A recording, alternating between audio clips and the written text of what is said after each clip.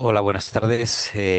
Bienvenidos a todas las personas que os habéis conectado a este webinar. Nuestro agradecimiento a todos vosotros y también a todos los que nos acompañáis como panelistas para intervenir en el webinar. Un webinar que celebramos hoy todavía envueltos en el dolor del accidente ferroviario del pasado domingo en Adamuz, y desde Cajamar pues queremos transmitir nuestras condolencias a las familias a los familiares de las víctimas y desearle la pronta recuperación a todas las personas heridas.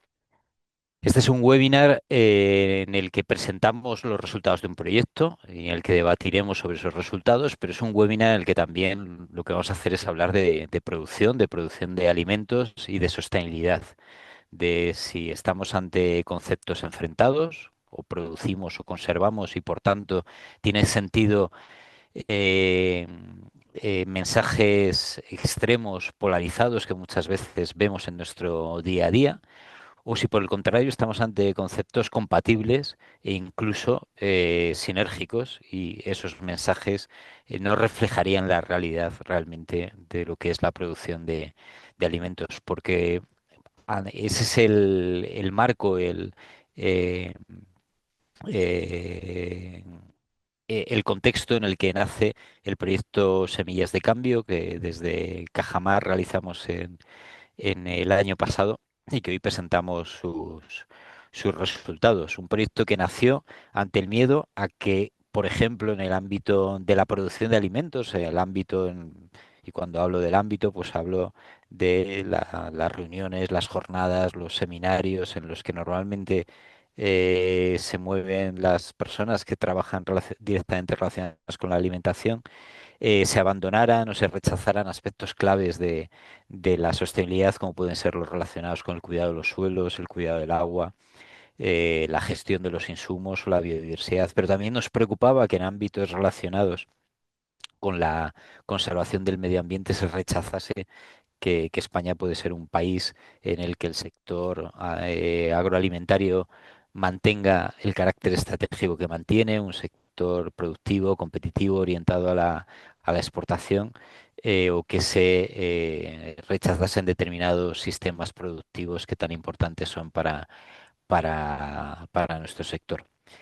En ese contexto nació ese proyecto, y hoy lo que vamos a hacer a lo largo de esta jornada es, en primer lugar, el compañero Pablo Resco presentará los resultados de ese proyecto. Ya desde este mismo momento adelanto que todos los que estéis interesados en hacer preguntas tanto a las presentaciones iniciales de Pablo Resco como a continuación Luis Aguado, que desde Morin Commons nos presentará el precio que las sociedades pagamos por la polarización, no solamente en el sector agrario, sino en otros aspectos de nuestras vidas. Cualquier pregunta que queráis hacer, hacedla por favor a través del chat. Reservaremos un pequeño espacio al final de las intervenciones de Pablo y de Luis, y luego, por supuesto, tendremos ese espacio para el debate en la mesa redonda, en la que yo mismo moderaré. Y bueno, pues por no dilatar más esta presentación del webinario, pues luego, cuando llegue el turno de la mesa redonda, ya presento a las personas que me acompañarán en la mesa. Por tanto, Pablo, te cedo la palabra para que nos presentes, por favor, los resultados del proyecto Semillas de Cambio. Pues muchas gracias, Nacho. Gracias a todos los que estáis conectados hoy aquí. Y nada, voy a hablar sobre el proyecto Semillas del Cambio. Es un proyecto en el que hemos trabajado desde 2024, desde mediados de 2024, la Fundación Cajamar, en conjunto, en colaboración con la European Climate Foundation. Es que esto no me va, ¿vale? Y nada, bueno, la presentación la voy a dividir más o menos para tener estructurada, hablar primero la motivación, aunque en parte ya lo ha avanzado Nacho, la metodología, los resultados y las conclusiones clave. En cuanto a la motivación, simplemente mencionar un poco lo que ha dicho Nacho, de que bueno, surge en un contexto de polarización. A pesar de que el crecimiento en España de la economía en los últimos años puede decirse que ha sido bueno, sí que podemos encontrar ciertas divergencias, ¿no? No todo el mundo lo ha ido tan bien. Y lo mismo podría haber pasado o podría estar pasando en el sector agroalimentario, ¿no?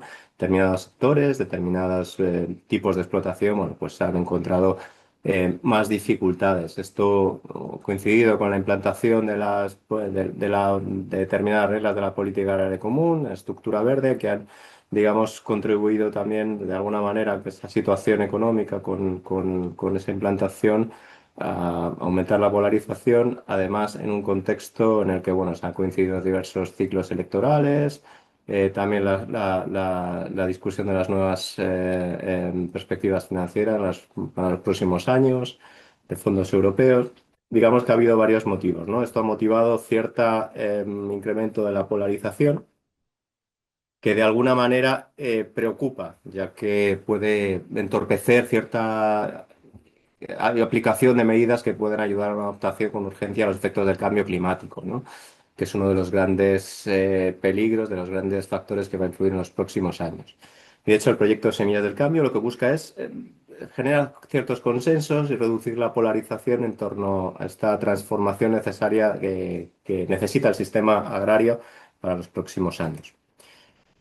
Los objetivos, bueno, están aquí planteados: reducir la polarización, como hemos dicho, creando espacios de colaboración en los que diversos actores puedan hablar con confianza, superar diferencias, así generar consensos con un diálogo abierto que pueda surgir en estos espacios entre actores muy distintos que tengan influencia dentro del sector agrario. Y así impulsar pues, un cambio, promover un modelo agrícola que sea resiliente y sostenible en las tres patas, en lo económico, social y ambiental, por supuesto. En cuanto a la metodología, pues hemos organizado tres ejes temáticos que hemos considerado identificado como prioritarios, que serían la biodiversidad, la protección o recuperación de la diversidad biológica en los sistemas agrarios, la salud del suelo, las estrategias para prevenir y revertir la degradación de los suelos y la gestión del agua en cuanto a un uso eficiente y sostenible de los recursos hídricos en la agricultura, en torno a los que hemos articulado tres talleres para trabajar en ellos. En cuanto a dentro de los talleres, como hemos trabajado, hemos considerado generar una pluralidad y un equilibrio entre en la composición de cada uno de los grupos, para lo cual hemos seleccionado distintos bueno, perfiles para asegurar esta pluralidad en cuanto a académico, investigación, ONGs ambientalistas, sociedad civil con alguna, es decir, fundaciones con algún peso dentro del ámbito ambiental o del ámbito agroalimentario, técnicos de campo, cooperativas, productores, obviamente, por su papel tan relevante, y la administración, en definitiva, que no deja de establecer el marco normativo tanto a nivel agrario como a nivel ambiental. Digamos, esta pluralidad, este equilibrio, se ha intentado generar en espacios de confidencialidad, es decir, se habla lo que se dice, se explica lo que se ha dicho, no quién lo dice, y estableciendo unas normas de respeto que, bueno, pues puedan transformar esas discrepancias en un codiseño de medidas. A ver. La metodología parte en tres fases. En primer lugar, una encuesta previa que sirve un poco para hacer un mapeo de las percepciones en cada uno de los perfiles que iban a trabajar en los talleres, de las percepciones, los riesgos, los conflictos existentes y de así de alguna manera también aligerar lo que es el trabajo fundamental que eran los talleres participativos, ¿no? En los que hemos desarrollado dinámicas colaborativas para identificar las causas, barreras, soluciones y luego trabajar con ellas trabajando dentro de los talleres para encontrar estas soluciones y validarlas, digamos, de alguna manera en la encuesta posterior, evaluando el aprendizaje y las tareas de consenso. En las dinámicas participativas, en algún caso sí que hemos contado con casos reales para analizar casos concretos que, bueno, pues que ayudasen a comprender los desafíos en unos territorios en concretos y de alguna manera pasar de lo particular a lo general. Pero luego el trabajo fundamental ha sido en encontrar esos diagnósticos compartidos, ¿no? Trabajando con el resultado de las encuestas, poniendo en común las perspectivas, identificar causas, barreras, para así explorar de forma conjunta las soluciones. Que se pueden traducir en propuestas inmediatas de acciones inmediatas y propuestas de acciones a más estrategias a más a medio largo plazo.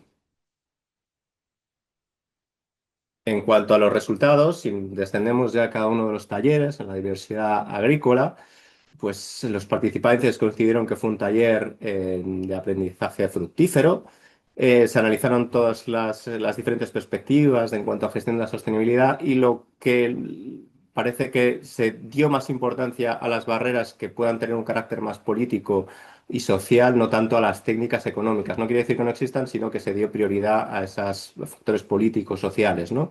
Y eso es muy bien las barreras estructurales identificadas, como fue la falta de normativa adaptada a contextos locales, que fue una de las, digamos, barreras para el desarrollo de nuevas normas y de reducir de la polarización. Y luego esas barreras culturales y la ausencia de incentivos.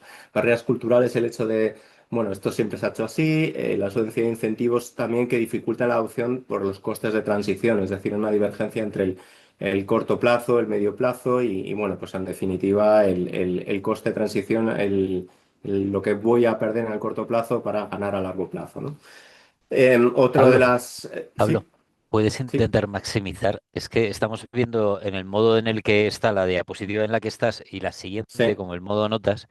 Entonces, Ah, vale, según perdona. en qué orden, hay varias personas en el chat que nos lo están diciendo que, mira, a ver si ¿Se puedes ve maximizar. ahora o todo lo contrario? Ahora sí, Ahora, Pablo. vale. Pues Gracias. es que se me había saltado. Vale, vale, perdón.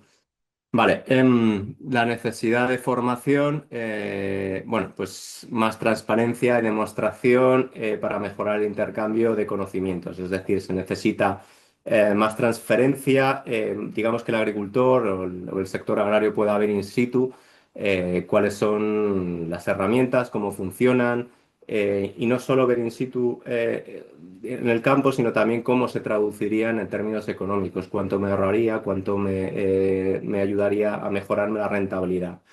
Y para ello es fundamental mejorar la comprensión de las problemáticas con esas soluciones, con ayuda de indicadores claros y accesibles. Es decir, el agricultor de alguna manera tiene que encontrar esos indicadores en el campo para evaluar de forma interna, de forma personal, esos resultados. Es decir, si no tiene acceso a esos indicadores, como pues el contenido, el reconocer determinadas especies, y poder saber, en base a esas demostraciones, que eso se puede traducir en un descenso en un incremento, por ejemplo, del carbono del suelo, que se va a traducir en un menor uso de insumos o una menor necesidad, por ejemplo, de necesidad de uso de fitosanitarios, pues en definitiva a largo plazo puede traducirlo en una rentabilidad, mayor rentabilidad económica.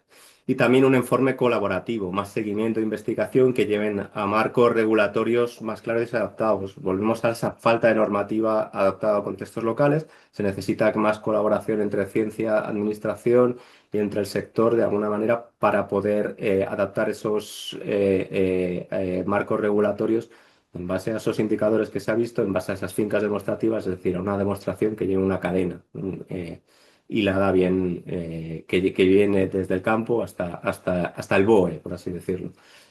Y, por supuesto, un presupuesto más ambicioso para disminuir los costes de transición en medidas de más beneficio. A lo mejor no te quiere decir que necesites más presupuestos, siempre va a ser más presupuestos, pero sí trasladarlo a las medidas que más beneficio aporten, ¿no? Es decir, focalizar el gasto en medidas que puedan ser más beneficiosas. En cuanto a los mensajes claves sobre biodiversidad, en definitiva, el debate profundo facilita las soluciones óptimas, es decir, con menos polarización, tiene que haber el debate facilita el disminuir la polarización y el encontrar diferentes, digamos, espacios para poder llegar a soluciones más óptimas, con un intercambio de puntos de vista y de alguna manera reconocer el punto de vista del contrario, no el contrario, sino de otros agentes, para así llegar a posiciones que puedan aunar, unificar esas perspectivas más a medio plazo, largo plazo, corto plazo, e intentar encontrar soluciones a esas barreras, ¿no? Más sinergias que conflictos. Se reconocen que las prácticas agrícolas sostenibles pueden mejorar la biodiversidad sin comprometer la rentabilidad.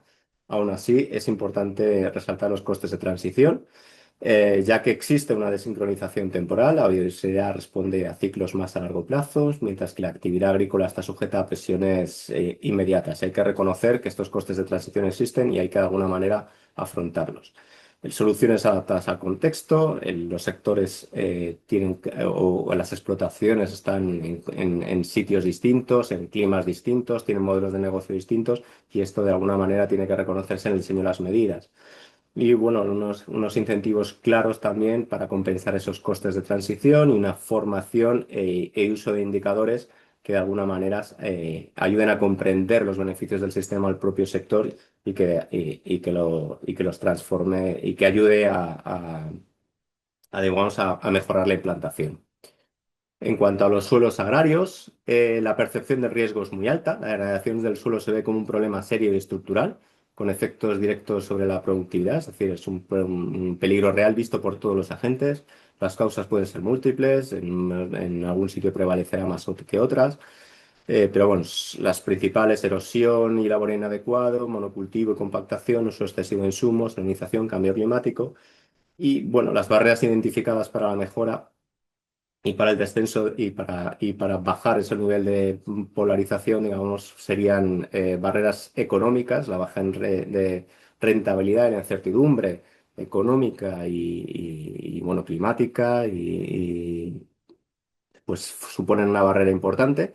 Las culturales, como hemos mencionado, siempre se ha hecho así. La falta de formación práctica y el conocimiento del estado real, es decir, la falta de uso de indicadores que ayuden a ver la evolución y a trasladar y a mejorar la perspectiva del uso de determinadas prácticas, y las institucionales, ¿no? La falta de datos locales que ayuden, que puedan llevar a una mejor alineación entre ayudas con los objetivos, es decir, el uso de indicadores, volver que de alguna manera ayuden a identificar cuáles son las mejores prácticas en cada una de las zonas y cómo tienen que hacerse para alinear el diseño de la ayuda con los objetivos ambientales y de rentabilidad, y una falta de asesoramiento a la hora de implantar cada una de las medidas.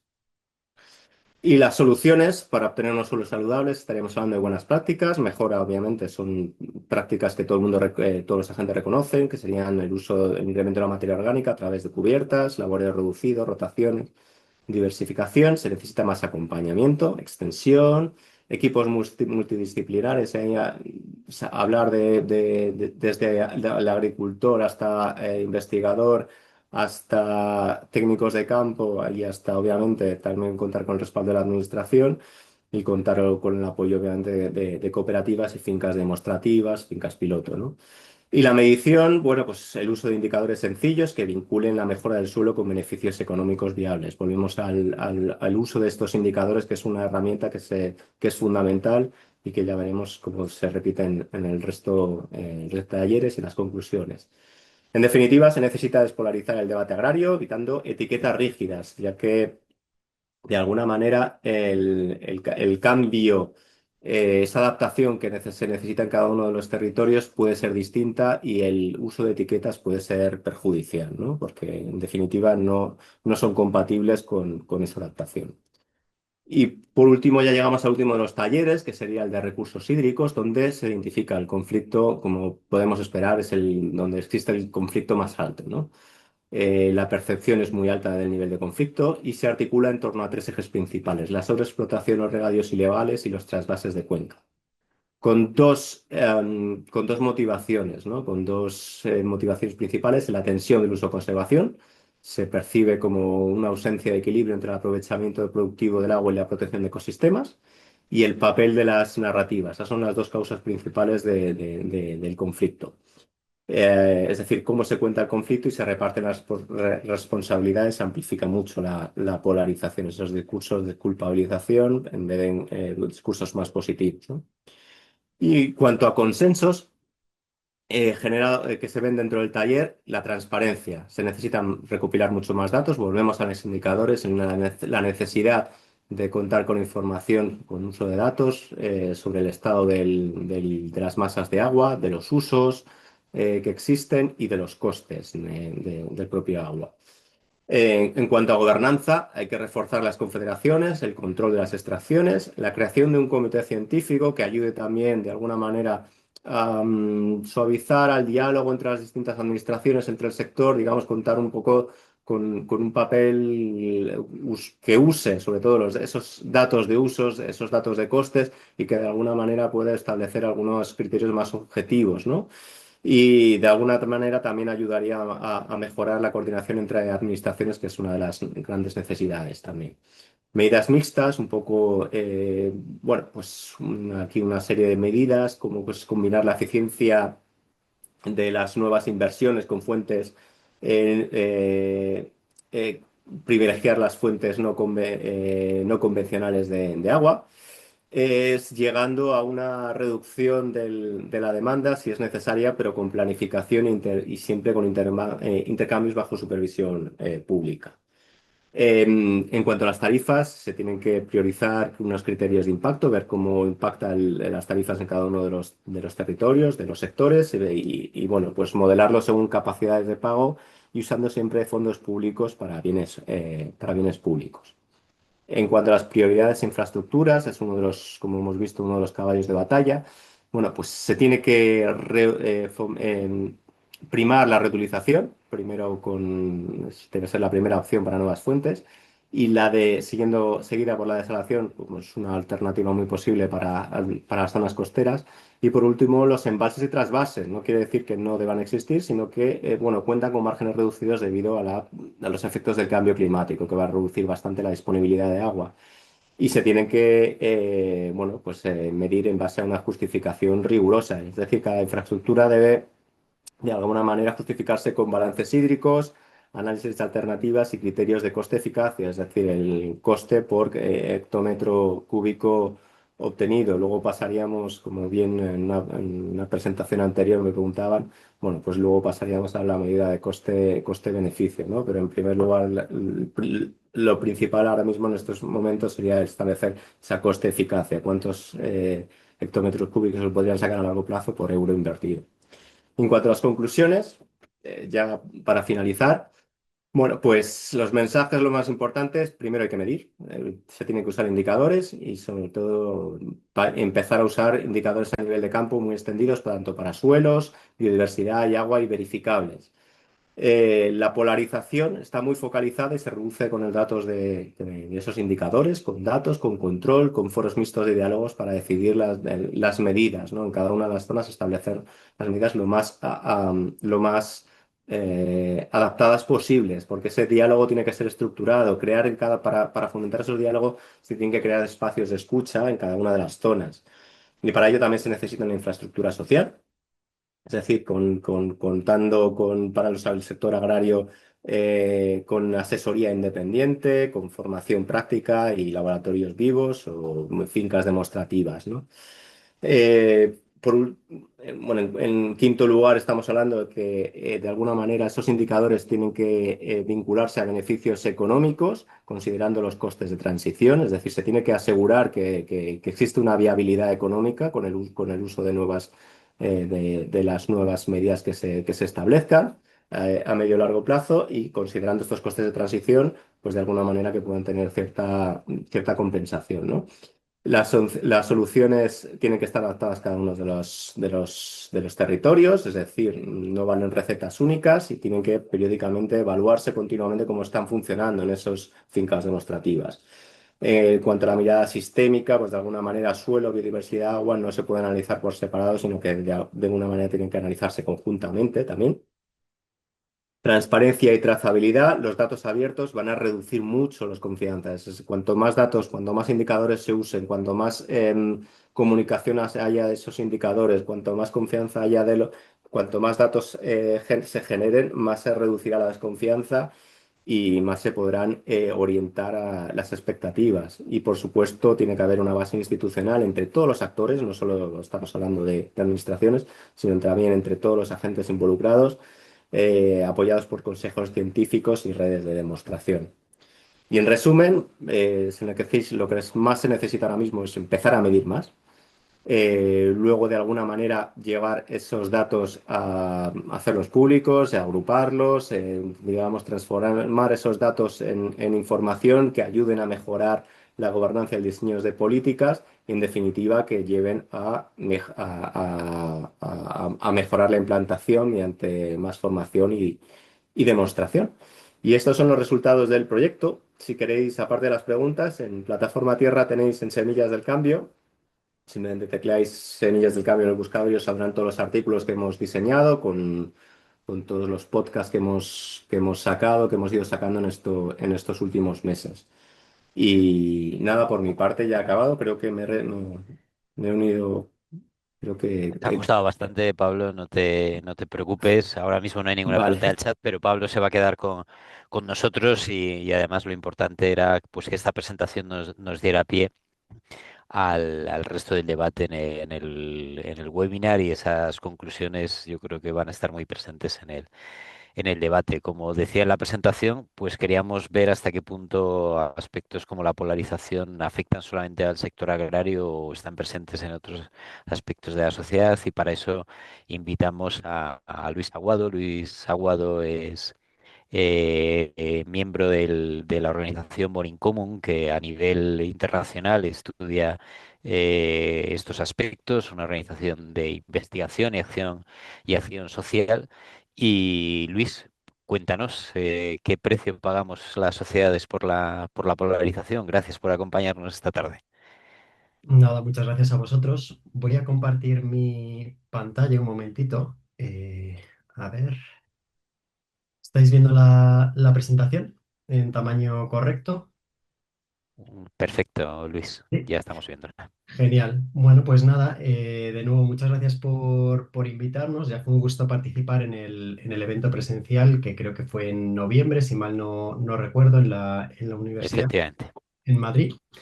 Y bueno, os voy a contar primero brevemente en 20 segundos qué es More in Common. Como nos han presentado, pues somos una organización sin ánimo de lucro que nos dedicamos a luchar contra la polarización. Y la forma en la que hacemos esto es a través de la investigación social. Nosotros hacemos investigaciones cuantitativas y cualitativas a través de encuestas, de grupos de discusión para ver un poco, bueno, para analizar las dinámicas de división social, qué es lo que está fracturando nuestras sociedades, dónde están los consensos, etcétera. Y nuestro origen, además, tenemos un origen muy vinculado a la polarización. Nosotros nacimos en 2016, no sé si os acordáis de que durante la campaña del Brexit, pues se produjo el asesinato, ¿no?, de una diputada laborista que se llamaba Jo Cox, en un contexto de mucha tensión política. Y bueno, fue una de las primeras veces que se vio cómo la polarización o la fractura social podía tener consecuencias tan graves como el asesinato de un político en plena calle, ¿no? Y de hecho, nuestra organización More in Common pues lleva el nombre, ahí lo he subrayado, de una de las frases que dijo Joe Cox en el primer discurso que dio en el Parlamento. Pero bueno, esto era simplemente para que sepáis quiénes somos y de dónde venimos. Yo hoy lo que voy a hacer es presentar muy, muy brevemente los resultados de dos de los estudios que hemos lanzado más recientemente en España. Uno es el Atlas de la Polarización, que puede que os suene porque tuvo bastante repercusión mediática en Navidad. Hubo un dato que era que el 14% de los españoles había roto amistades o relaciones familiares en el último año por discusiones políticas. Y otro es el estudio que hicimos con agricultores y ganaderos en España el año pasado, o sea que también es bastante reciente. Es una de las encuestas más grandes que se ha hecho en los últimos años en España con agricultores y ganaderos. Os doy ya un poco los datos técnicos, pero fue una encuesta que se hizo a 600 responsables de explotación, o sea, las personas que toman las decisiones diarias en las explotaciones. Y además, bueno, se hizo de forma que es representativa, ¿no? Con una selección representativa en cuanto a tamaño, cultivo, comunidad autónoma, o sea que es una encuesta bastante grande y bastante representativa. Pero bueno, primero os voy a presentar algunos datos del Atlas de la Polarización para que entendamos mejor cómo opera la polarización, a qué nos referimos cuando hablamos de polarización, porque es verdad que es un término que empieza a estar un poco machacado, ¿no?, y que se asocia a otras cosas que no son necesariamente polarización, y qué tipos de polarización hay, cuándo es buena, cuándo es mala, porque bueno, una de las primeras ideas que siempre nos gusta transmitir es que la polarización es un poco como el colesterol, ¿no? Hay un tipo de polarización mala o no necesariamente buena, no necesariamente mala, y hay otros tipos de polarización que sí que son malas o incluso peligrosas, ¿no? En nuestro estudio hemos hablado de los cuatro tipos de polarización que se suelen mencionar: la polarización percibida, la ideológica, la afectivo-social y la sistémica. Y ahora voy a explicar muy brevemente en qué consiste cada una de ellas y cómo opera actualmente en la sociedad española. El primer tipo, como os decía, es la polarización percibida, que simplemente se refiere a la sensación que tienen los ciudadanos de que la sociedad está o no dividida. La sociedad puede estar o no dividida, pero lo que importa aquí es lo que perciben los ciudadanos, ¿no? Y aquí sí que vemos claramente, por nuestros datos, que el nivel de polarización percibida ha ido creciendo en los últimos años, ¿no? Como veis, este es un indicador que hemos medido en España desde el año 2021 y como veis, las curvas entre la gente que considera que España está muy dividida o algo dividida y la que considera que está muy unida o algo unida, pues cada vez están un poquito más separadas, ¿no? No estamos ahora en el máximo de polarización. Esto se produjo durante percibida, se produjo durante la tramitación de la ley de amnistía y como veis, después de la DANA, pues hubo un momento, esto es de una encuesta que se hizo solo 10 días después de la DANA en Valencia, como veis ahí la percepción de división bajó bastante, ¿no? Lo cual también es un dato curioso. Pero bueno, el resumen es que como veis, la sensación de división va a más. Aunque sí que es cierto que en España, a diferencia de otros países de nuestro entorno, todavía no hemos alcanzado a nivel de percepción lo que llamamos el punto de ruptura total, ¿no? Es porque todavía, como veis aquí, hay un mayor porcentaje de la población que piensa que nuestras diferencias no son tan grandes como para que no podamos unirnos, y hay un grupo minoritario de la población, aunque aún así es del 40%, que afirma que nuestras diferencias ya son demasiado grandes para que nos unamos, ¿no? Por lo tanto, como veis, todavía hay una clara mayoría que piensa que la cosa al menos se puede encarrilar o se puede solucionar. Si preguntamos a los españoles cuáles son las fuentes de división que perciben en España, pues como veis, en España se opera mucho el eje izquierda-derecha, que es algo que no ocurre en otros países. Si viéramos este gráfico de Reino Unido, por ejemplo, veríamos que es completamente diferente, ¿no? Allí la dimensión ricos y pobres pues tiene mucho más peso que la división izquierda y derecha, por ejemplo, que está muy abajo. Hay un dato interesante aquí y es que, como veis, bueno, entre gente de grandes ciudades y gente de ciudades más pequeñas o zonas rurales, la gente apenas percibe división, ¿no? No es un eje de división al menos percibido. Luego puede existir a nivel de dinámica social y demás, pero no es la principal división que te señalan los españoles y españolas. Y si les preguntamos a los españoles quiénes son los responsables de la polarización o la división en España actualmente, pues como veis aparecen en primer lugar las redes sociales y después los medios de comunicación y ya tenemos pues después a distintos partidos políticos, el primero de ellos es Vox, después el gobierno, ¿no? Y luego hay una serie de actores ahí que son menos polarizadores, como por ejemplo la Iglesia, las ONGs o la Casa Real. La verdad es que los ciudadanos dan en la clave señalando a los medios de comunicación, porque una cosa que demostró nuestra encuesta y que hemos visto a través de un modelo de regresión es que efectivamente aquellas personas que más siguen la actualidad política tienen una percepción mayor de división o de polarización, ¿no? Si tú sigues la actualidad política a diario, como veis, tienes una sensación de división o polarización mayor que las personas que casi que casi nunca o nunca siguen la actualidad política, ¿no? O sea que ciertamente es un factor. No estamos animando a no seguir la actualidad política, evidentemente, que es algo necesario, pero lo que sí que decimos es que aquellos que la sigáis muy de cerca, que siempre tengáis en cuenta que eso seguramente está haciendo que tengáis una percepción de división mayor a la que existe realmente, ¿no? Y esto ocurre también con muchos otros factores. Vamos a pasar al segundo tipo de polarización, que seguramente es la que más nos interesa hoy, que es la ideológica, que como su propio nombre indica, pues simplemente mide la distancia que hay entre el posicionamiento político, ¿no? Las ideas de cada ciudadano. Decía al principio que la polarización puede ser buena o puede ser mala. La polarización ideológica no tiene por qué ser mala, ¿no? Es bueno que haya diversidad de opiniones y de ideas, pero sí que puede convertirse en mala bueno, con dos circunstancias. La primera, pues que el grado de separación sea demasiado elevado, es decir, que alcancemos una situación en la que el acuerdo es imposible porque no hay puntos en común, que no es una situación que se dé en España, lo vamos a ver ahora.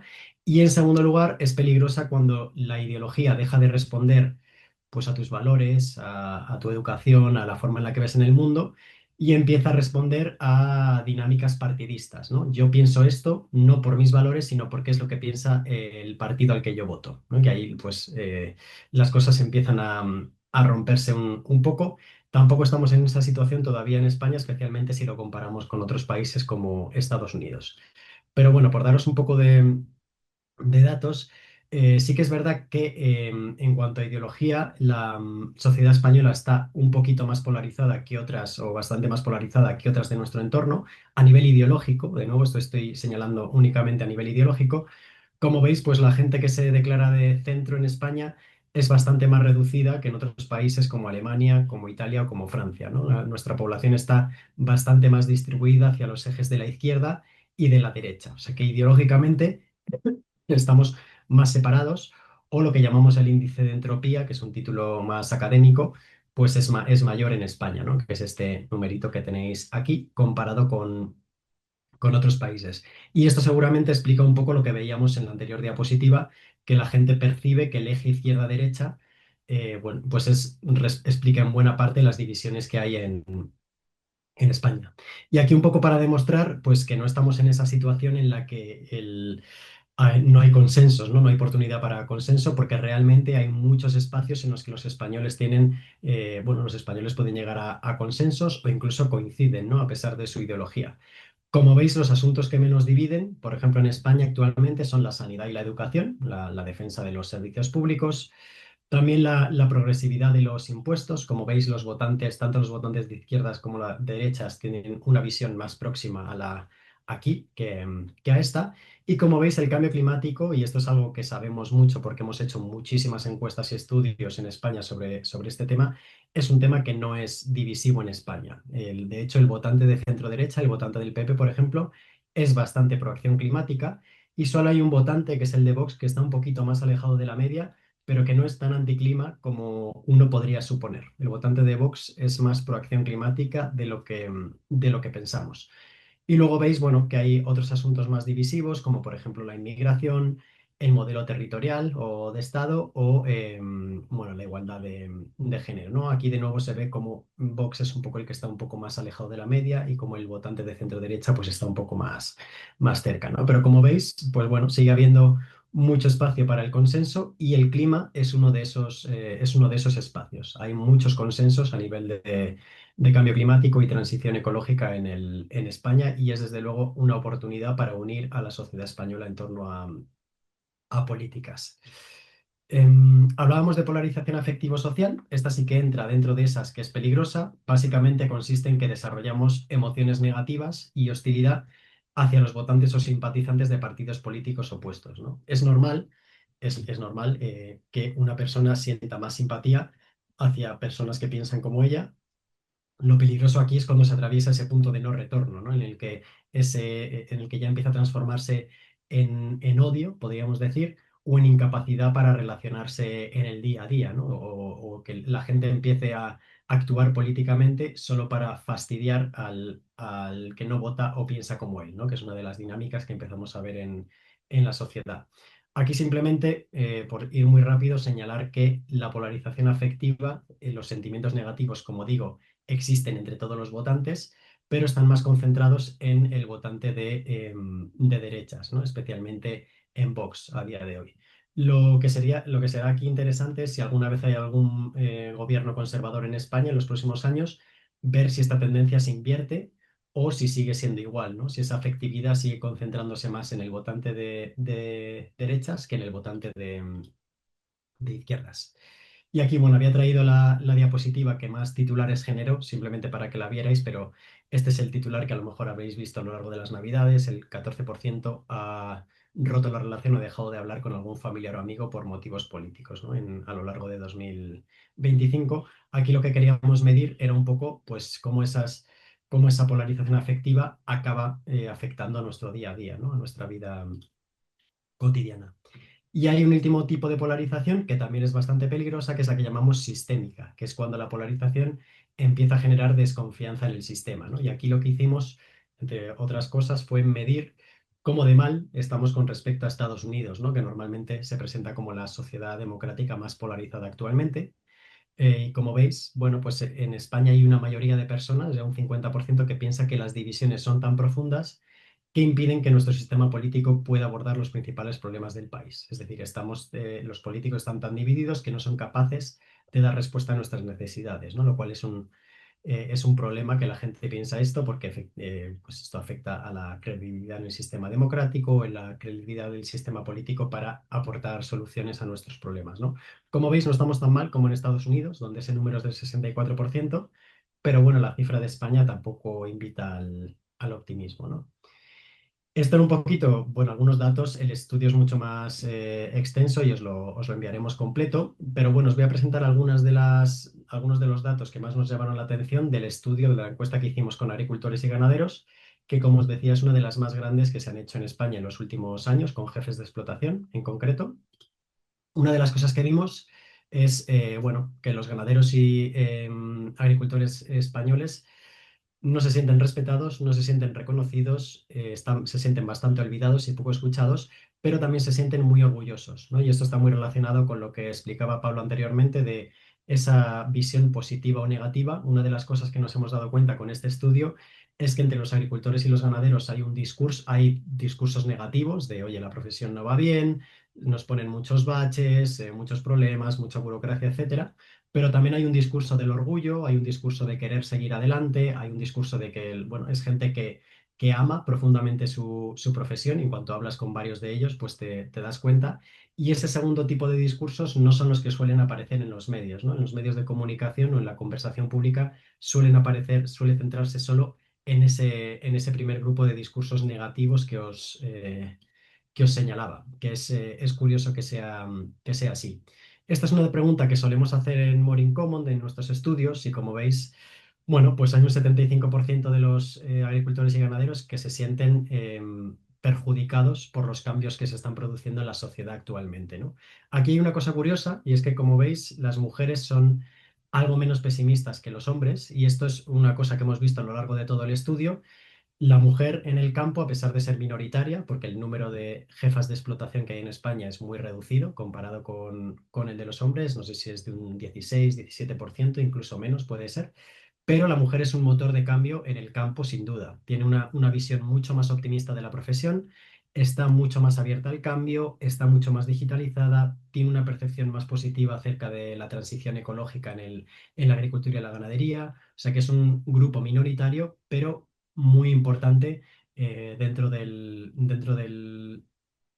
campo porque sin duda es un motor de cambio. Bueno, esto es simplemente más cualitativo, ¿no? Si tú les preguntamos a los 600 agricultores y ganaderos que describieran la profesión y como veis, pues priman esos discursos negativos que os decía, ¿no? Complicada, mala, incertidumbre, difícil, penosa, preocupante. O sea que bueno, como veis, pues no, el optimismo no es la nota dominante ahora mismo. Todos los actores obtienen puntuaciones muy bajas, como en su representación de los intereses del campo. Como veis, incluso cuando preguntas por los sindicatos agrarios, hay una mayoría de casi el 65% que te dice que los sindicatos agrarios representan mal o muy mal los intereses de los agricultores y ganaderos, ¿no? O sea que existe claramente en el sector una crisis de representación, lo cual explica seguramente varias veces que las protestas, por ejemplo, muchas veces sean organizadas por plataformas independientes o a través de grupos de WhatsApp y demás, ¿no? Porque hay mucha oportunidad de que aparezcan nuevos liderazgos en el sector porque los que hay ahora o los representantes que tienen ahora claramente no lo están haciendo bien. Otro dato que os enseño con respecto a esto es el nivel de apoyo a las protestas, ¿no? El 73% de los agricultores, de los jefes de explotación en España señalan que apoyan plenamente las protestas, las últimas grandes protestas que se produjeron, y solo un 26% las apoyan parcialmente, ¿no? Con reservas. Estos son los datos más altos de todos los países europeos en los que hicimos el estudio. O sea que en España el apoyo a las protestas ha sido especialmente elevado. Estoy ya acabando, ¿eh? Me quedan 3 minutillos, yo creo. Pese a todas estas dificultades, como decía, pues hay un discurso también que a veces encontramos optimismo, ¿no? Si tú preguntas a los agricultores y ganaderos, jefes de explotación, oye, ¿le recomendarías a un hijo o a un familiar joven que se dedicara a esto? Pues la mayoría te dice que sí, todavía. Es verdad que hay algunas diferencias, las mujeres te dicen más que sí, también te dicen más que sí aquellos que tienen explotaciones de mayor tamaño, ¿no? Lo cual ya está reflejando una dinámica que se está produciendo actualmente en el campo, que es las dificultades que enfrentan los pequeños agricultores o los agricultores familiares. Y esta diapositiva yo creo que es de todas las que del estudio es una de las que mejor describe los retos a los que se enfrenta el sector, ¿no? Si tú le preguntas a la gente o a los agricultores, oye, en 10 años tu explotación seguirá funcionando, pues hay un 60% que te dice que sí, un 36% que te dice que no. Pero cuando lo empiezas a analizar por variables, la cosa cambia bastante, ¿no? Como veis, por edad, pues aquellos que tienen entre 18 y 44, que es una minoría dentro del sector, un 77% te dice que sí, pero en cambio, aquellos que tienen 65 más años, que es la mayoría de agricultores y ganaderos en España, hay una mayoría que te dice que seguramente que no, ¿no? Y la cosa cambia también, cambia por estudios. Aquellos que tienen estudios superiores son bastante más optimistas. Cambia también por tipo de técnica. Como veis, aquellos que practican intensiva, pues son bastante más optimistas que los que practican extensiva. Y aquí cambia también por tamaño. Aquellos que tienen explotaciones más grandes, de 50 hectáreas o más, como veis, son bastante más optimistas que aquellos que tienen tierras por debajo de las 50 hectáreas, ¿no? Explotaciones por debajo de las 50 hectáreas. O sea que esto, yo creo que este gráfico yo creo que refleja indirectamente muy bien muchas de las dinámicas o retos a los que se enfrenta el sector. Y ya por último, las últimas diapositivas que os quería enseñar es en torno a la cuestión climática, porque bueno, muchas veces entre los discursos mediáticos y demás se intenta transmitir que los agricultores y ganaderos están en contra de la transición ecológica, ¿no? O de la lucha contra el cambio climático. Vemos que no es así. Aquí lo que exponemos es el nivel de preocupación que hay entre agricultores y ganaderos acerca del cambio climático comparado con el del total de la población española. Como veis, es muy similar. Incluso hay los agricultores y ganaderos, hay un mayor porcentaje que te dicen que les preocupa mucho este fenómeno, o sea que se puede decir que están algo más preocupados incluso que la sociedad española. Evidentemente tiene sentido porque lo sufren en su día a día. Y no hay negacionismo climático. Veo que ya se está encendiendo la cámara para que vaya terminando. Me queda nada, un minutillo. Como veis, no hay negacionismo climático en el sector, que es otro de los discursos que suele producirse, ¿no? La mayoría de los agricultores y ganaderos afirman que el cambio climático es real y está provocado por la acción humana. Lo que sí que hay un poco más es lo que llamaríamos negacionismo light, es decir, que el cambio climático forma parte de la acción natural de la Tierra y no es culpa de la acción humana. Esto tiene que ver, es un negacionismo light y tiene que ver con esta segunda slide que os voy a enseñar, y es que, como decíamos, no hay negacionismo climático en el sector, pero sí que hay negacionismo acerca de la influencia de la actividad, de la propia actividad en el cambio climático, ¿no? Un 63% de los jefes de explotación te dicen que su actividad no influye en el cambio climático. Un 37% te dice que sí. O sea que se reconoce la existencia del cambio climático, se reconoce que se debe al hombre. Lo que no se reconoce tanto es que se deba en concreto a su actividad. Es más, los agricultores y ganaderos suelen verse como defensores del campo, ¿no? Y de la sostenibilidad. O sea que seguramente una de las peores formas de empezar un diálogo con un agricultor ganadero en torno al cambio climático es con la frase: el sector ganadero y de la agricultura es responsable del 12% de las emisiones en España, ¿no? No es, como veis, no es algo que vaya a abrir muchas puertas. Y ya por último, esta es la última diapositiva, simplemente enseñaros que tampoco existe la percepción de que la transición ecológica en el campo pues sea una amenaza o hay una oposición frontal, ¿no? Hay un 19% de agricultores y ganaderos que te dicen que es una oportunidad que debemos aprovechar. Hay un 63% que son pragmáticos y te dicen, bueno, nos guste o no, es una necesidad que debamos abordar. Y solo hay un 18% que afirma que esta adaptación o esta transición sea un error contra el que debemos luchar. Y bueno, sé que he ido muy rápido, tenemos muchos más datos en ambos estudios, pero bueno, espero que haya servido para dar unas pinceladas y que resulte interesante. Gracias, Luis. Estoy seguro de que ha servido y te agradecemos de nuevo que hayas compartido los resultados en el marco de este proyecto por las sinergias que veíamos, ¿no? Tanto esa capacidad que tenéis vosotros de situar el grado de polarización con respecto a otros aspectos a los que nos enfrentamos las sociedades, como luego ese trabajo tan exhaustivo que habéis hecho en el sector agrario. Pues doy paso a a la mesa redonda. Os invito a que encendáis las cámaras en la mesa redonda. Pues tenemos una muestra y os agradezco que estéis hoy de nuevo con nosotros de esos debates que nos presentaba Pablo en la metodología del proyecto Semillas de Cambio. Los cuatro habéis participado en diferentes talleres del proyecto Semillas de Cambio y representáis a cuatro perfiles que hemos tratado de tener presentes, ¿no? El perfil de las personas con experiencia en la administración y en la toma de decisiones políticas, como puede ser Francisco Martínez Arroyo, ingeniero agrónomo del Estado, funcionario del Ministerio de Agricultura y entre otros cargos es consejero de Agricultura del Gobierno de Castilla-La Mancha.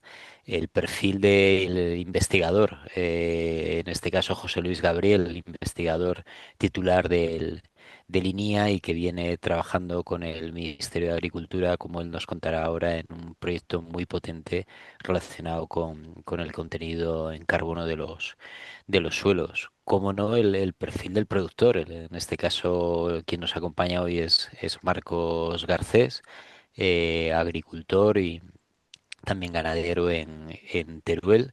Y por último, el perfil de la organización conservacionista, en este caso a través de Global Nature, y es Jordi Domingo, coordinador de proyectos de agricultura sostenible, quien nos acompaña. Jordi, voy a empezar por ti. Para muchos voy a utilizar casi la última diapo de Pablo con esas recomendaciones, esas conclusiones del proyecto. Hablaba de diálogo, de espacios, de escucha.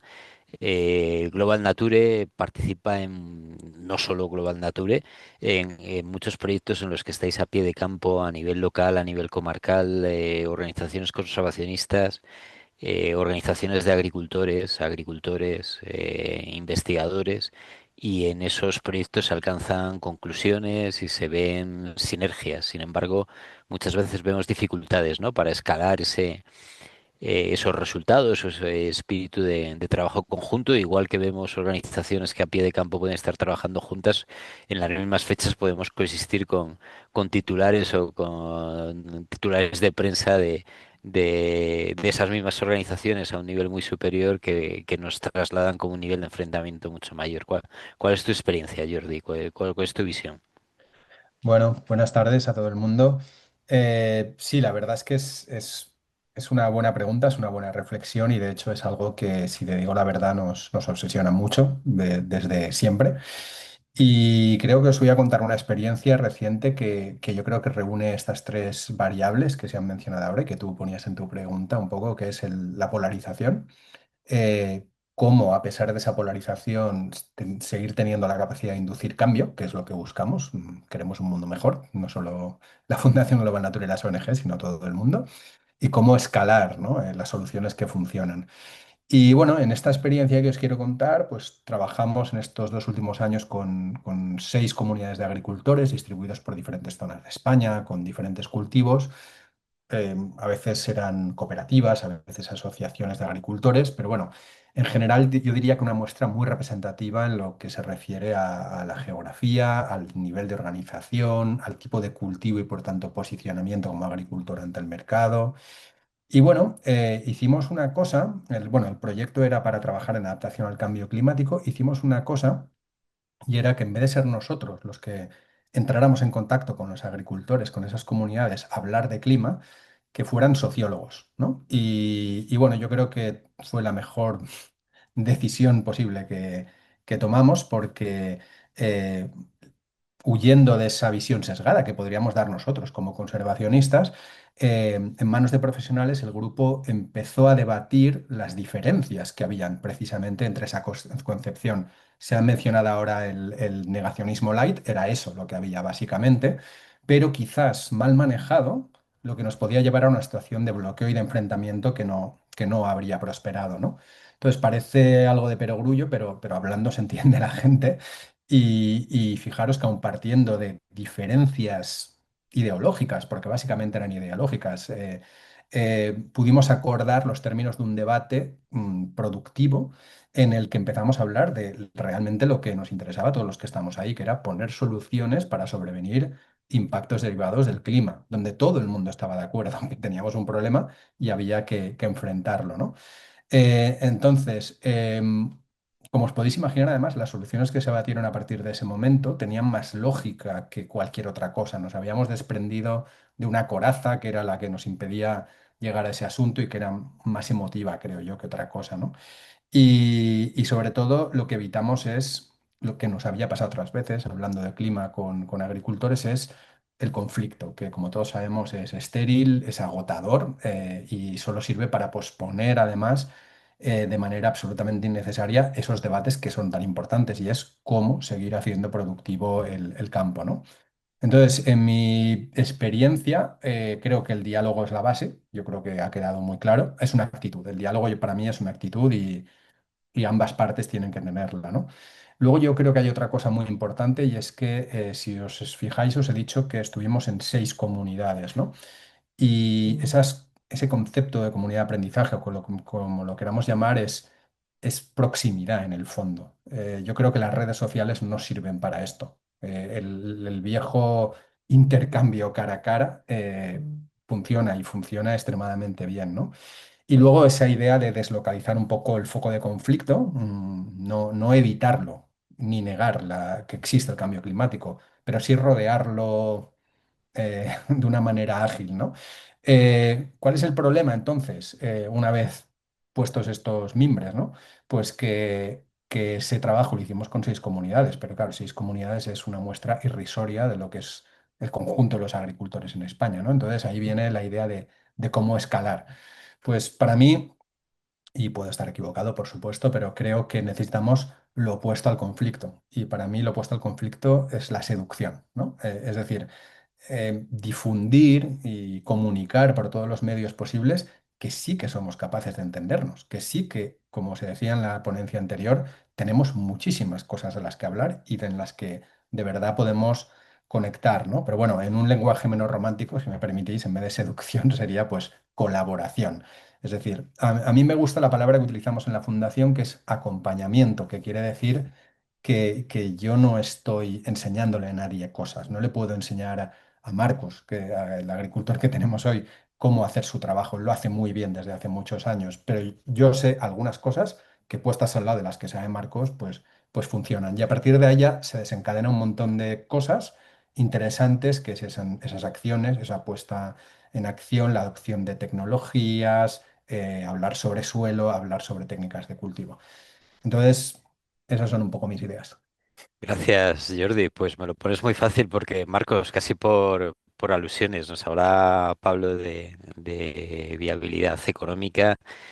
Yo te quería preguntar por las resistencias al cambio del agricultor, ¿no? Te escuchamos, te hemos escuchado incluso otras veces en plataforma a tierra, tu forma de producir y cómo tus decisiones productivas que a ti te han dado buen resultado económico y sin embargo son decisiones, por ejemplo, en materia de rotación de cultivos que a muchos agricultores les cuestan o pueden incluso tener un mensaje de rechazo, especialmente cuando estas vienen del lado de la administración. ¿Cómo percibes esas resistencias de otros agricultores y cómo superarlas? Bueno, buenas tardes a todos en primer lugar y yo creo que tanto con la presentación de Pablo como con la de Luis ha quedado muy claro, ¿no?, dónde están los problemas y dónde se ven los rechazos. Yo creo que cada vez hay menos rechazo en el campo, se va poco a poco. Lo que pasa que sí que es verdad que el campo, ahora pasaré a contarlo, tiene una situación, muchos sectores de agobio, que eso se utiliza un poco de laboratorio para generar este conflicto y este criterio del que hablábamos antes, ¿no? Pero es verdad que hay un rechazo y viene por varios motivos. Lo primero hay que entender que es un cambio profundo de modelo. Te puede parecer que simplemente es cambiar 4 técnicas, pero es un cambio muy profundo, porque pasar, por ejemplo, de herramientas que tienes inmediatas, como puede ser un fitosanitario o un fertilizante, a herramientas en las que tú tienes que tener una previsión, que tienes que ir viendo qué pasa, que tienes que ir controlando, que tienes que estar más pendiente, eso cuesta más para gente que llevamos, pues yo tengo casi 40 años, 38 años, pues toda la vida haciendo las cosas de una determinada manera, ¿no? Luego también es un cambio brusco, en poco tiempo y que tardan en verse resultados. Tú al final la Tierra lleva sus procesos naturales y tú hasta que ves resultados tanto productivos como económicos, pues tardas a verlo, ¿no? Además de que implica cambio de maquinaria, implica nuevos conceptos, manejos que no habías hecho antes, y hay que entender que al final la mayoría de los agricultores pues somos autónomos, que tenemos una inversión gigante detrás y estamos solos, por así decirlo, ¿no? Luego creo que algo muy importante es que las medidas se imponen en vez de implantarse. Es decir, al final imponemos medidas, ponemos medidas que pueden ser beneficiosas, pero lo que se estaba hablando ahora, ¿no? La forma en la que se transmiten y la forma en la que se imponen no es una implantación, no es coger a los agricultores, hablar con ellos, explicarlos, hacer ejemplo. Y ahí lo ligo con que creo que falta una formación continua. Es decir, nosotros al final somos la gente que nos hemos quedado en el entorno natural produciendo alimentos. Y yo creo que es lo suficientemente importante como para que la gente que estamos en esa situación tengamos una formación continua, tanto de, oye, manejo de suelos, de compatibilidad con el entorno, como trabajamos mano a mano, como con técnicas de cultivo, evolución, etcétera. Yo creo que la parte de formación no solo inicial cuando entra un joven, sino de formación continua es muy importante. Y además, si nos metemos a ámbitos donde la agricultura, lo vuelvo a repetir porque creo que es importante el concepto, ya no tiene soluciones y herramientas tan inmediatas como estábamos acostumbrados. Yo, por ejemplo, tengo mil ejemplos de meter la pata. Nosotros llevamos 25 años desde que empezamos los primeros parcelas en ecológico, que ahora se llama lo que hacemos nosotros biodinámico, porque al final lo que hacemos es mejorar el suelo y subiendo materia orgánica, colaborar con el entorno, etcétera, etcétera. Pues hemos metido la pata muchas, muchas veces. Yo he tenido la suerte de que empezara mi padre poco a poco con una pequeña parte de la explotación, ir aprendiendo e ir extrapolándolo al resto, ¿no? Hacer ese cambio con una transición a lo largo del tiempo. Cambiar una explotación de repente es prácticamente imposible, hay que tener eso en cuenta.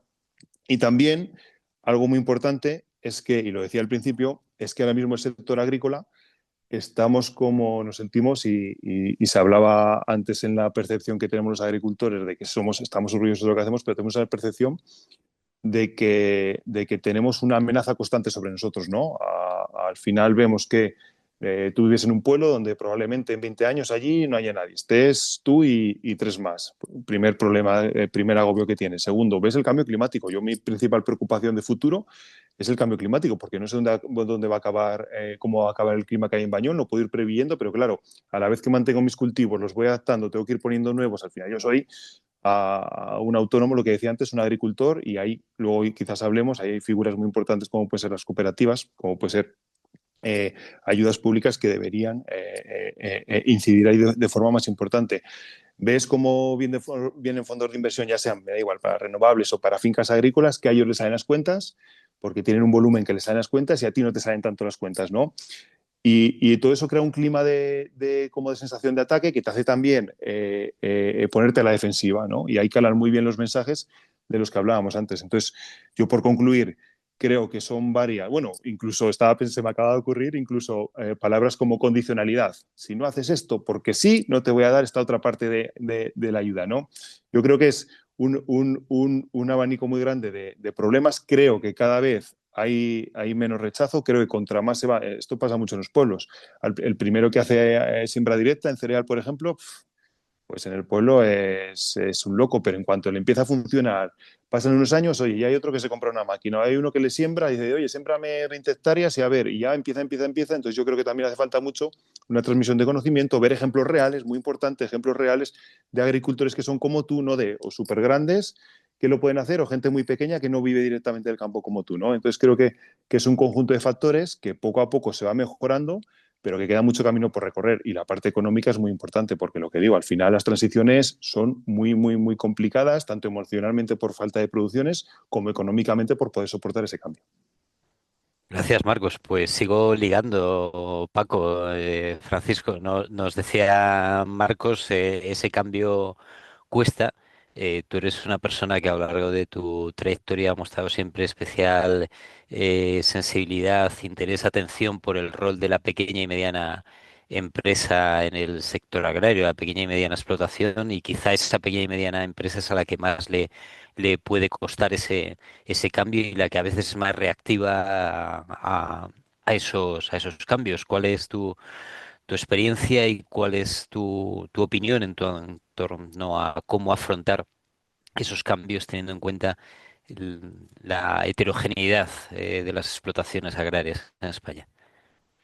Bueno, muchas gracias, Nacho, gracias a todos, un placer estar con vosotros. Y bueno, yo creo que en primer lugar lo que tenemos que considerar es, bueno, pues dónde queremos llegar, ¿no? Y si hablamos de medio ambiente, pues creo que queremos llegar a un futuro, presente futuro, en el que la agricultura, la ganadería, las actividades agroalimentarias aportan a la conservación, a la mejora del medio ambiente. Ya sucede, evidentemente, pero probablemente no hemos dirigido bien el objetivo, no hemos dirigido bien el foco. Y este es el problema un poco que también subyace en lo que nos acaba de decir Marcos. Él nos acaba de decir, nos vemos un poco asustados porque hay empresas muy grandes a las que les salen las cuentas, lo tienen todo muy fácil, ellos cumplen muy bien los requisitos que se exigen desde Bruselas y también al mismo tiempo hay empresas muy pequeñas que no son rentables económicamente, ¿no? Yo creo que hay que dirigir el objetivo, el foco de nuestro trabajo desde la administración pública agraria a un modelo de agricultura que probablemente es el que representa Marcos, que es una agricultura profesional de empresarios, emprendedores que están en el territorio. Y partiendo de ese objetivo, probablemente consigamos los resultados que pensamos debemos obtener en materia de medio ambiente. La Unión Europea lleva mucho tiempo dando vueltas a esta cuestión. Estamos ahora mismo en una PAC que es hija del Pacto Verde. Vamos a ir a una política agraria común en la que las exigencias ambientales cambian ligeramente. Incluso parece que la Comisión Europea es menos ambiciosa en este punto porque de alguna manera va a obligar a los Estados miembros a cofinanciar esas ayudas ambientales, con lo cual esos objetivos tan ambiciosos pueden verse mermados. Pero podemos cambiar el chip si nos dirigimos hacia las explotaciones grandes a las que debemos exigirles medioambientalmente mucho y diferenciamos claramente de las explotaciones pequeñas a las cuales probablemente estamos exigiendo más de lo que debemos exigir. Si el 80% más o menos de los titulares de explotaciones en la Unión Europea, el 80% es responsable del cultivo de alrededor de un 20% de la superficie, y a ese 80% les reducimos las exigencias ambientales, entiéndase bien, son probablemente los que menos problemática generan, todo lo contrario, son los que están manteniendo y preservando el territorio y consecuentemente el medio ambiente, los que más interés tienen en que el medio ambiente vaya bien, lo decía Marcos, y nos centramos en el 20% que es responsable del 80% de la superficie agrícola útil en Europa, y somos exigentes en el cumplimiento de requisitos ambientales en ese ámbito, probablemente estemos alcanzando mejor el objetivo. Desde luego no lo alcanzamos ahora, cuando muchos agricultores europeos desisten, por ejemplo, de cumplir los requisitos de ecoregímenes o ecoesquemas porque no les compensan económicamente y por lo tanto la Comisión Europea de esa forma lo que hace es no perseguir los objetivos medioambientales que se ha autoimpuesto en el Pacto Verde. Es decir, la PAC no contribuye, si los agricultores no quieren, a que se cumplan los objetivos ambientales. ¿Y por qué no quieren los agricultores? Porque en algunos casos lo que se plantea no es acorde a lo que los agricultores y ganaderos de Europa, de una Europa muy diversa, muy distinta, muy heterogénea, pueden o quieren cumplir para sacar adelante sus explotaciones.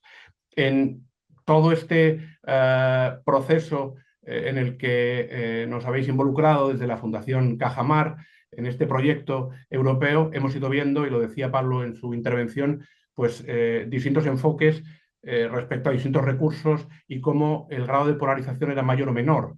Yo quiero poner un ejemplo muy breve de lo que podemos hacer cambiando el chip y desde la perspectiva de apoyar un modelo de explotación que era el que tú me mencionabas en tu intervención, en tu pregunta, Nacho. El agua es un recurso muy importante. A mí me tocó la suerte de participar en ese grupo de trabajo que fue interesantísimo. Nos dimos cuenta que el nivel de polarización, lo decía Pablo en su intervención, era grande, pero podemos cambiar el planteamiento de alguna forma. Tener, en primer lugar, claro que el agua es un bien público, que primero está el consumo de boca, que después están las cuestiones ambientales y que finalmente están las actividades económicas. Y hay que buscar la compatibilidad de usos. La agricultura es una actividad económica, evidentemente. Tenemos un recurso, buscamos la compatibilidad de uso y cuando tenemos el recurso, que el recurso existe. Si lo gestionamos bien, y esto hay ejemplos que así lo ponen de manifiesto en el territorio, podemos utilizar ese recurso para redistribuir la riqueza. El agua es un generador de riqueza en la agricultura. Es difícil entender el sector agrario en nuestro país sin poder acceder al agua. Bueno, poner en marcha un regadío social en un territorio es una contribución al desarrollo rural del territorio, pero automáticamente es una contribución a la mejora del medio ambiente, porque esos agricultores, que son los que van a beneficiarse de ese regadío social repartido entre muchos agricultores, agricultura social que genera actividad, que genera empleo, van a vivir en el medio rural. Y si esos agricultores viven en el medio rural, consecuentemente vamos a mejorar el medio ambiente de ese territorio, de ese medio rural que tanto nos interesa. Y es una forma también de trasladar al resto de los ciudadanos que la agricultura y la ganadería, el mayor interés que tienen, y se veía en los resultados de la encuesta que nos han presentado, pues es luchar contra el cambio climático, contribuir a la mejora del medio ambiente y, más que polarización, lo que están es comprometidos con la preservación del medio ambiente. Pues gracias, Paco, por responder además a una pregunta que era muy directa y tanto desde el plano general como el ejemplo particular del agua. José Luis, termino contigo. Me acuerdo que esa diapo final de Pablo, lo primero que hablaba era de medir. Y José Luis, tú estás en plena medición. Cuéntanos si te parece oportuno ese proyecto de medición del contenido en carbono que estáis haciendo con el ministerio, también relacionado con hasta qué punto pueden ser de utilidad las medidas impulsadas por la PAC a través de los ecoregímenes y pues qué lecciones o crees que se pueden sacar de eso para el sector y para avanzar en la materia que estamos hablando hoy. Pues nada, lo primero, muchísimas gracias por invitarme a estar en esta mesa redonda porque está siendo una jornada súper interesante. Y efectivamente, pues estamos midiendo muchos suelos. Desde el ministerio, pues ha hecho un esfuerzo muy grande en intentar ver que las políticas que están desarrollando bueno, que están implementando y que en muchos casos se perciben como impuestas, porque bueno, pues realmente son las que te financian con la PAC, si tiene sentido o no tiene sentido, porque es verdad que los científicos pues hacemos nuestros trabajos, los publicamos, pero trabajamos muchas veces en condiciones, en parcelas mucho más pequeñas, si no salen bien los datos, pues a lo mejor no se publican igual de bien, y bueno, pues teníamos esa incertidumbre. Y entonces, pues desde el ministerio, como decías, ha hecho un esfuerzo muy grande en medir en muchas parcelas a lo largo de toda España. Decía antes Luis Aguado que su encuesta era una de las más potentes, con más entrevistas, que hacían unas 600 entrevistas. Pues nosotros, entre el ministerio y nosotros, estamos midiendo 16.000 parcelas en toda España. Entonces, son muchas parcelas, con lo cual tenemos una confianza en que esos datos son muy importantes. Además, es un diseño el que hemos hecho que hemos intentado reflejar todas las situaciones que se encuentran en España. Entonces, medimos en cultivos herbáceos, más intensivos, más extensivos, con regadío, sin regadío, en leñosos, con cubiertas, sin cubiertas, en pastos. Entonces, estamos intentando cubrir todas las situaciones que tenemos en España, porque no en todos los sitios las medidas funcionan igual. Y si nos fijamos, pues los ecoregímenes en realidad son muy poquitos y tienen que intentar dar cobertura a todos los sistemas. Entonces, pues bueno, pues ver en qué sitios funcionan mejor y en qué sitios funcionan peor. Y otra de las cosas que se comentaba aquí era el tema de las incertidumbres. Y es verdad que hay muchas incertidumbres, por eso, porque los sistemas son muy distintos, porque no son iguales los suelos de aquí que los de 2 kilómetros más a la derecha o a la izquierda. Y no en todas las condiciones o todos los años funcionan igual los sistemas. Pues no es lo mismo un año más húmedo, como puede ser este invierno, que otros años mucho más secos. Y entonces, pues ahí hemos hecho un esfuerzo todavía más grande, que es repitiendo estas medidas cada 2 años. Y yendo a los datos concretos, pues bueno, en esa primera campaña que empezamos a medir en el invierno del 2023-2024, que fue cuando empezó la PAC, pues fuimos buscando dentro de esas 16.000 parcelas, pues fuimos a 8.000 puntos y dentro de ese punto buscábamos parcelas que estuviesen cerquita, que estuviesen a menos de 500 metros y que tuviesen ese manejo contrastado. Pues si estábamos en una zona de cereal en secano, pues buscar una de cereal en secano que tuviese cubierta vegetal, o sea, cubierta vegetal, siembra directa y otra que no tuviera. O si estábamos en una zona de manzanos o de frutales de pepita o lo que fuera, buscar que tuvieran cubierta o no tuvieran y que estuvieran muy cerca, por lo mismo que decía Marcos, porque al final lo que no necesitamos datos generales, lo que necesitamos es un acompañamiento de lo que pasa realmente en nuestras zonas. Y con eso, la conclusión, pues lo que hemos visto es que hay mucha variabilidad, que no en todos los sistemas funciona igual y no en todos los sistemas se acumula más carbono o no en todas las zonas se acumula más carbono. Pero sí que como norma general, sí que tenemos unas acumulaciones muy importantes en las zonas donde hay cubiertas vegetales frente a las que no las hay, en las que hay siembra directa frente a las que no las hay. ¿Cómo se puede abordar esto frente a la polarización o cómo intentar disminuir la polarización en este caso? Pues financiando como se está haciendo ahora, financiando por técnicas, no por resultados. ¿Por qué? Porque sí que vamos a ver en sitios donde a lo mejor la mejora no es tan grande, pues como se está impulsando un poco con los créditos de carbono, pues ahí tiene un riesgo mucho más grande, porque esa incertidumbre del campo es muy grande. Pero sí que vemos que a grandes rasgos y a grandes medias las técnicas funcionan, con lo cual a nivel regional o a nivel país sí que es muy importante el poder implementar esto. Y luego, sobre todo, ayudar a implementarlas, porque es verdad que son técnicas que no son fáciles de implementar, como ha dicho Marcos, hay veces que hay que invertir mucho dinero para empezar o necesitas mucho acompañamiento y entonces el tener ese impulso inicial es muy importante. Pues gracias, José Luis, gracias a los cuatro por esta primera ronda. La verdad es que solo nos quedan 10 minutos de conversación. Os quería lanzar una pregunta genérica, cada uno engancharla por donde consideréis que queréis aportar, volviendo un poco al conflicto, ¿no? O bien, ¿dónde identificáis más conflicto? O bien, o sea, os quería preguntar por las dos cosas, ¿no? Oye, pues, Pablo antes mencionaba, Paco lo volvió a decir ahora, el agua. E incluso os quería preguntar si en algún momento desde vuestra experiencia, desde vuestra posición, observáis que ese conflicto nos puede llegar a paralizar, que estemos dejando desde las administraciones, desde el propio sector, de tomar decisiones, de hacer cosas que estratégicamente necesitamos para el largo plazo, precisamente por evitar el conflicto o por poder ser una medida complicada. No sé si queréis vuelvo al mismo orden y empiezo por Jordi. Jordi, adelante. Sí, desde luego en nuestra experiencia es el agua, no cabe duda, es una de las presiones mayores que tenemos en la agricultura de este país y que marca clarísimamente la diferencia entre varios tipos o varios tipos de agricultura, ¿no?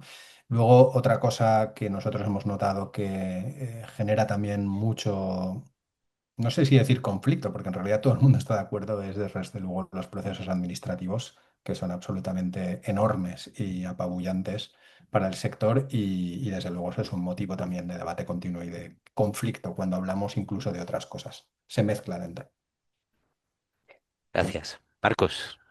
Bueno, yo antes decía o sea, hablaba de los problemas de cómo, porque creo que cómo entran estas medidas al sector. Yo creo que sí, el conflicto al final acaba generando rechazo y el rechazo lo que puede hacer es que la gente que tiene que tomar decisiones, pues paralice esas decisiones por miedo a la que se está montando, ¿no? Yo creo que esto se supera, se ha dicho en otras intervenciones, con ejemplos e implantando las medidas, explicándolas y dialogando y cogiendo al agricultor. Yo, por ejemplo, odio la parte de discurso que dice, lo hemos hecho toda la vida, que nos dejen hacer, que nosotros... No, o sea, no. O sea, conocemos nuestro pueblo, nuestra tierra, conocemos cómo lo trabajamos, qué funciona mejor, qué funciona peor, pero nos tienen que venir a decir y explicar cosas que nosotros no conocemos o simplemente intuimos, ¿no? Y creo que ese diálogo, que también se decía al principio por Jordi, es muy importante. Yo tengo, en casa tenemos una parte de la explotación, ahora la pequeña, que es convencional, que es una tierra que cogí de mi tío hace poco y como la tenemos en ecológico, pues la seguimos teniendo en convencional y la de ecológico. Entonces yo tengo una muestra muy buena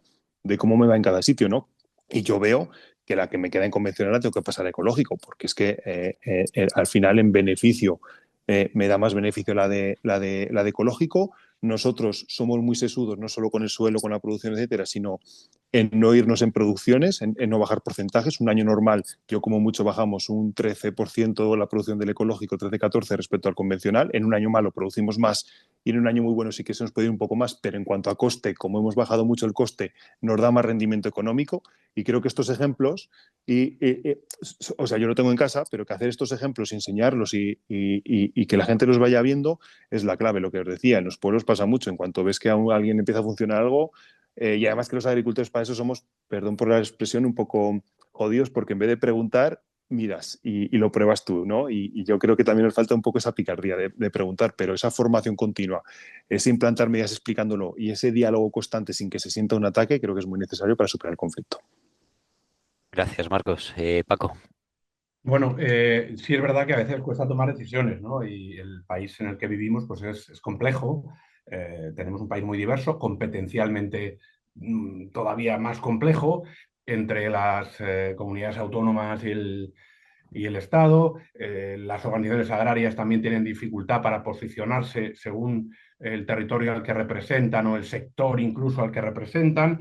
Bueno, somos muy diversos también desde el punto de vista agrario y eso hace que las decisiones sean difíciles de tomar en nuestro país y a veces exista, como decía Jordi, también una excesiva burocracia.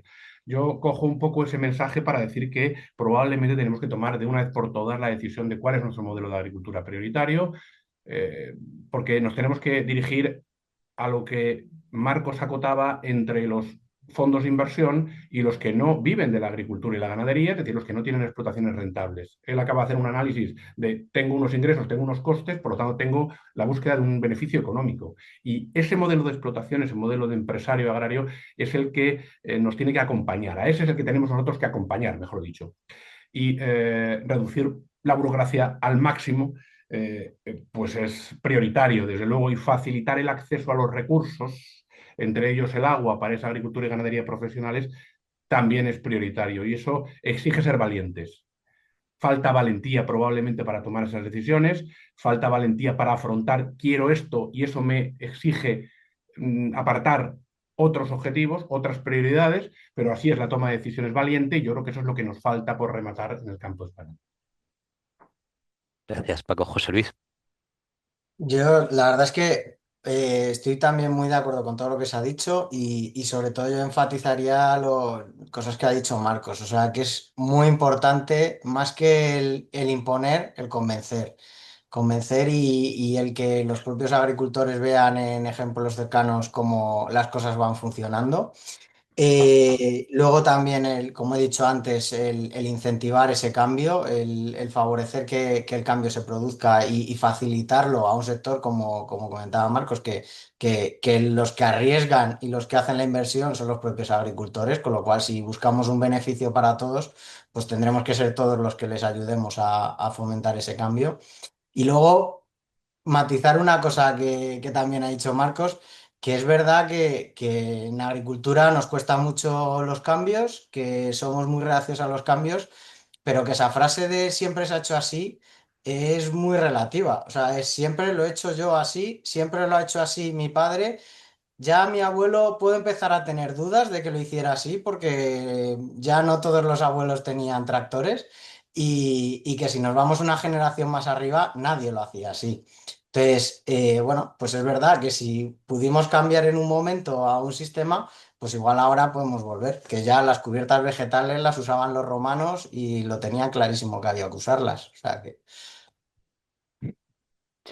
Muy, muy bueno, me han encantado las reflexiones de todos, pero especialmente deja la sonrisa y da mucho que pensar la de José Luis.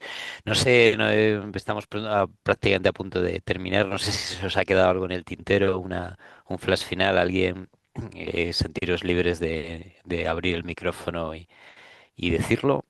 Eh, Yo, bueno, a colación de de lo que decía Francisco, creo que totalmente esa es la clave. Como país tenemos que decidir qué tipo de agricultura queremos y tenemos que decidir a por quién apostamos, un modelo u otro. O sea, hay distintos modelos. Y por el modelo que apostemos, pues oye, para adelante, ser valientes como decías. Pero creo que tenemos que decidir porque creo que que el ejemplo de, por ejemplo, del lío que es el reparto de PAC y de cómo se orienta el debate es un ejemplo de lo poco que nos importa la agricultura o de lo poco que nos fijamos o de la poca importancia que le damos. Y como país tenemos que decir, oye, ¿qué agricultura queremos? Apoyarla y tirar para adelante. Creo que hay que empezar por ahí. Gracias, Marcos. ¿Alguien más? Pues nada, si no, la verdad es que casi incluso la intervención de Marcos me lo ha dejado votando para decir que estamos en un año en el que va a haber mucho debate sobre PAC, desde Cajamar y desde Plataforma Tierra trataremos de acompañar al sector en ese debate, pero como lo habéis visto, por ejemplo, en las publicaciones que venimos haciendo, el propio Paco que nos acompañaba hoy publicó recientemente un análisis profundo sobre el modelo. No queremos ir directamente a la propuesta del reglamento aquí, sino partir de eso, ¿no? ¿Cuáles las necesidades de nuestro sector agrario? ¿Cómo lo vemos estratégicamente en el futuro? ¿Qué modelo